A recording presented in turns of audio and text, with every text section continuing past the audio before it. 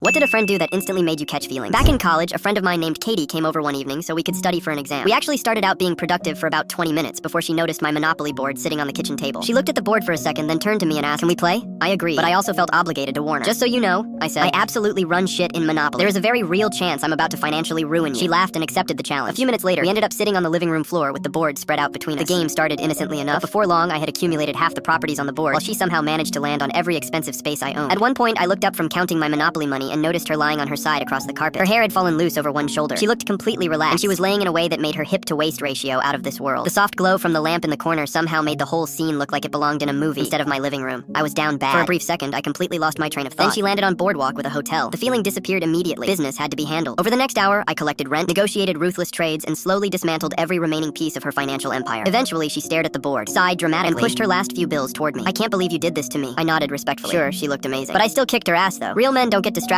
when they play Monopoly.